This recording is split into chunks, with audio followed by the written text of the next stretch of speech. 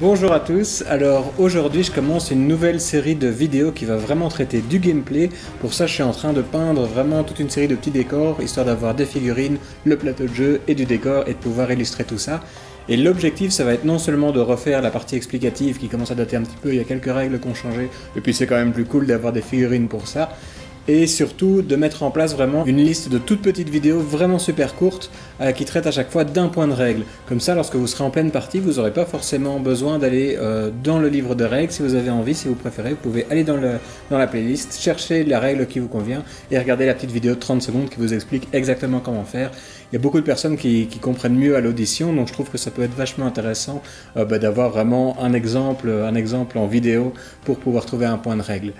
Avant de mettre ça en place cependant, je voulais vraiment commencer par une vidéo que j'aurais peut-être dû faire il y a déjà longtemps. C'est une vidéo d'intention qui va vous expliquer un peu mon point de vue au niveau du gameplay de Warband, à quel type de joueur ça s'adresse, comment est-ce que vous allez pouvoir vous amuser dans ce jeu et à qui peut-être ce jeu ne s'adresse pas parce que forcément j'ai dû faire certains choix qui fait que ça va mieux correspondre à certains joueurs et un peu moins à d'autres. Donc vraiment, Warband, ça se développe autour de trois axes très importants. C'est-à-dire le tableau d'action, c'est vraiment la matrice du jeu. Ce tableau d'action, c'est vraiment en fait un lieu de bluff. Ça, on le voit après déjà quelques tours de jeu de la première partie, ça peut se voir, mais vraiment après une partie, quand on commence la deuxième, on a bien compris le mécanisme généralement et on comprend qu'il y a vraiment moyen de voler des actions à l'adversaire, de réserver certaines actions via certains mécanismes. Donc c'est vraiment un jeu où avant même de commencer à envoyer des figurines se foutre sur la tronche, il y a déjà une petite prise de pouvoir qui est possible au niveau du plateau de jeu par rapport à l'adversaire. Donc c'est vraiment un mécanisme qui est bourré de stratégie, bourré de bluff aussi. Je pense que s'il y a vraiment un seul point à retenir de Warband, c'est vraiment celui-là, c'est le tableau d'action.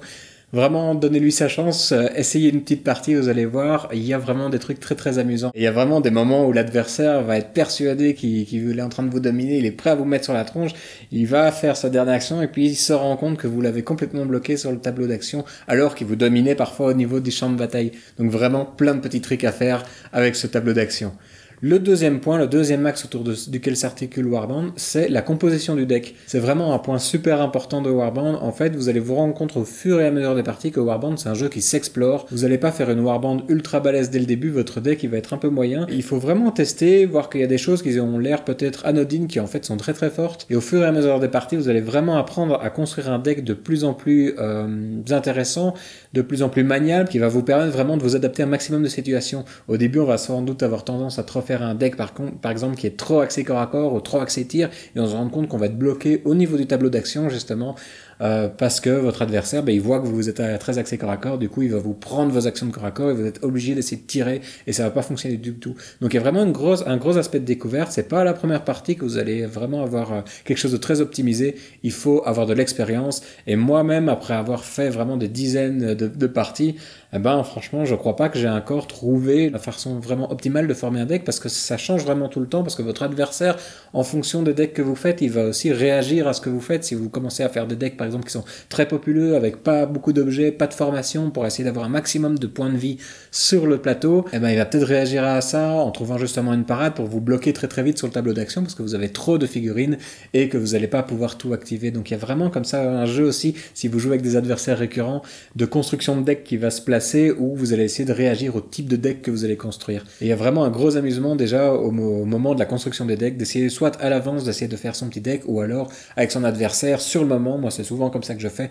sur place je prends la faction que j'ai envie de jouer ou les factions que j'ai envie de jouer et j'essaie de former un deck sur le moment en réfléchissant un peu au pied levé à une bonne composition. Mais il y a aussi moyen chez soi de réfléchir vraiment à sa composition de rêve pour aller faire du tournoi si on veut. Et au niveau de votre composition de bande, il faut bien se rendre compte que ça c'est aussi un aspect que moi j'aime beaucoup mais qui va peut-être être un petit frein au début, le temps que vous vous rendez compte de cet aspect-là du gameplay, c'est que vous allez vous rendre compte que tous vos personnages en fait sont assez daubés. Même les plus balèzes, ils sont trop coûteux par rapport à ce qu'ils font. Parce que c'est un jeu vraiment de synergie entre vos personnages. Par exemple, prenons le Rona, qui va être un exemple très très marquant pour ça. Le Rona, c'est un des personnages qui est vraiment très emblématique du jeu, qui est en fait très très fort. Mais si vous le prenez tout seul et que vous l'envoyez sur les lignes adverses,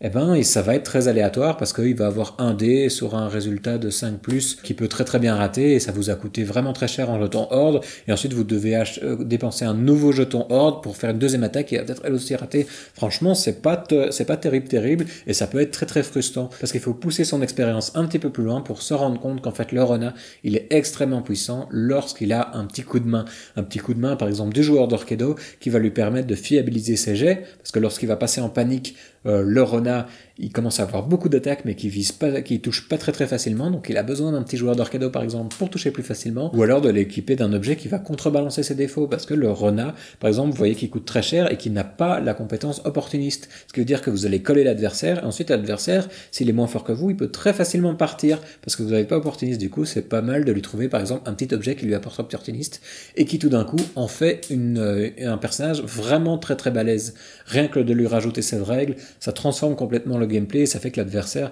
ça lui met une épine vachement plus grosse dans le pied. Donc il y a comme ça beaucoup de petites mécaniques qui fait que au début, vous allez juste par exemple prendre votre splatter et essayer de tirer, puis ça va pas marcher, vous allez faire ah ouais, c'est pas top. Mais en fait, il faut se rendre compte que le splatter a besoin de relance, il a envie de rater, puis de relancer pour en voir beaucoup de dés, et il faut comme ça essayer de cibler les défauts ou les synergies de son personnage pour soit les contrebalancer, soit devenir soit devenir synergiser avec des alliés qui vont vraiment le booster un petit peu, et avoir comme ça une bande qui va fonctionner très très bien ensemble. Et fort de cette expérience, vraiment vous allez prendre de plus en plus, je pense, de plaisir à jouer et à découvrir ce jeu. Troisième gros axe du jeu, c'est que Warband, c'est vraiment un jeu de placement. Vous allez vraiment devoir réfléchir à où placer vos figurines, ça va avoir un impact par rapport aux compétences qu'elles peuvent obtenir, par rapport aux auras que vous pouvez avoir, et par rapport à la distance que peut parcourir l'adversaire, puisqu'on est sur un système de cases, c'est même encore plus facile que de venir mesurer. Vous pouvez rester dans le coin et comme ça compter sans que l'adversaire vous voit sortir une réglette, et du coup, il y a vraiment quelque chose de très stratégique en fait à essayer d'avoir ces zones de contrôle, de prévoir ce que l'adversaire peut mettre en place. Par exemple, vous voyez qu'il a un personnage qui est assez loin de vous, donc il peut pas vous charger, mais vous savez que grâce à une compétence ou à un objet, il peut obtenir plus en vitesse, donc ça va être très comme ça gratifiant pour vous de prévoir une case de plus au niveau de la distance, parce que vous savez qu'il a une compétence sous le coude qui va pouvoir lui permettre d'accélérer, et l'adversaire va se dire mince, il a vraiment prévu le fait que je vais pouvoir avancer plus vite, et il y a comme ça plein de choses au niveau du placement à réaliser qui découlent vraiment du plateau à cases, du fait que ce soit vraiment très très simplifié, qu'on n'a pas besoin de mesurer, ça a vraiment un confort de jeu et une mise en place de stratégie assez intéressante. Merci, le feu. Il y a un quatrième axe duquel je voudrais parler, et je voudrais en parler parce qu'en fait il se trouve pas dans mon jeu, c'est un choix de game design que j'ai fait, je l'ai retiré du jeu pour des questions de rapidité et pour vraiment mettre l'accent sur d'autres aspects stratégiques du wargame, c'est le côté jet de dés et statistiques. Il y a des statistiques bien sûr dans Warband parce que vous avez quand même un jet de dés et que vous devez quand même calculer vos probabilités, mais elles sont pas aussi poussées que dans un jeu où on lance vraiment une brouette de dés, et c'est quelque chose qui peut plaire à beaucoup de monde de jeter plein de dés, et après il y a une petite recherche de venir dégager ses réussites et de retirer ses échecs, et puis peut-être d'avoir des relances et de relancer et relancer, et c'est quelque chose que j'ai décidé de pas mettre dans le jeu, parce que c'est un mécanisme en plus qui demande quand même du temps. Et Warband, c'est un jeu qui est vraiment déjà assez dense au niveau de son gameplay, et du coup on a déjà beaucoup à réfléchir, et je pense que pour Warband c'était le bon choix de l'écarter pour vraiment mettre l'accent sur d'autres aspects, un peu moins de probabilité, peut-être un peu plus de stratégie. Et donc si vous, dans les jeux de figurines, votre plaisir vous le trouvez en grande partie dans ce fait d'essayer de calculer votre probabilité d'avoir autant de réussite sur un jet de dés,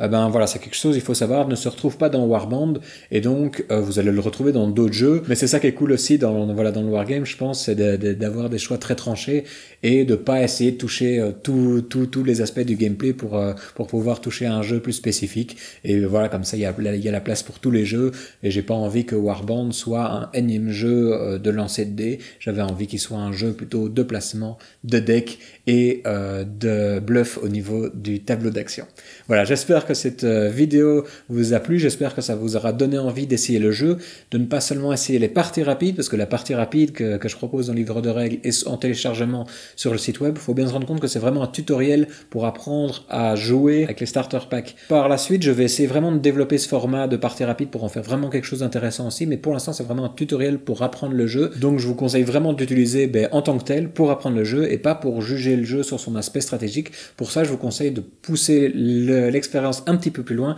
et d'essayer au moins une partie standard, parce que vous allez voir, ça n'a rien à voir. La sensation de jeu n'est pas du tout la même. Autant la partie rapide, ça peut être vraiment un petit clash assez rapide où on va essayer d'envoyer son gros bonhomme contre le gros bonhomme adverse et essayer de dézinguer ses bonhommes. Mais la partie standard, ça se rapproche déjà beaucoup plus, par exemple, d'une sensation de jeu d'échecs où on essaye vraiment de dominer son adversaire. Donc c'est pas du tout la même mayonnaise. Je vous conseille vraiment d'aller faire une petite partie standard avant d'avoir votre avis définitif sur le jeu. Voilà, merci d'avoir visionné cette vidéo et merci surtout à tous ceux qui